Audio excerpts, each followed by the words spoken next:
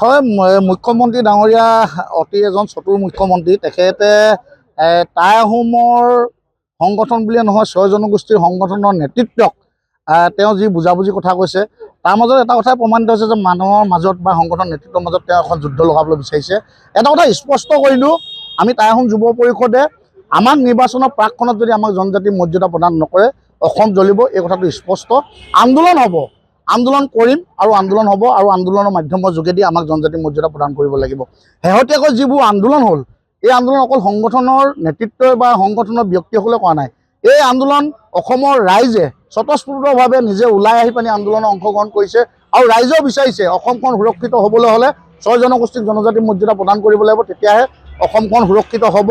51% জনজাতীয় ৰাজ্য হিচাপে যেতিয়া ঘোষণা হ'ব, এই কথাবোৰ ৰাইজে এতিয়া উপলব্ধি কৰিছে, আৰু ৰাইজে এই জনজাতি যিসকল আছে তেওঁলোকক ক্ষতি নোহোৱাকৈ এই 6 জনগোষ্ঠীৰ জনজাতিৰ মৰ্যাদা প্ৰদান কৰাৰ ক্ষেত্ৰত তেওঁলোকে গুৰুত্বপূৰ্ণ ভূমিকা পালন কৰিছে।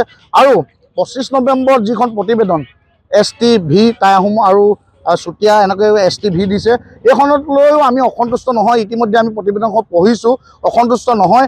আমাক জনজাতিৰ মৰ্যাদা লাগিব, নিৰ্বাচনৰ আগত লাগিব। যদি নিৰ্বাচনৰ আগত নিদিয়ে, তেতিয়া এই চৰকাৰখনৰ বিৰুদ্ধে ইতিমধ্যে আমি যাবলৈ কঁকালত টঙালি বান্ধিছোঁ, আৰু 2026 নিৰ্বাচনত এই চৰকাৰখন যে মুখ থেকেচা হ'ব, এই কথাটো স্পষ্ট হৈছে।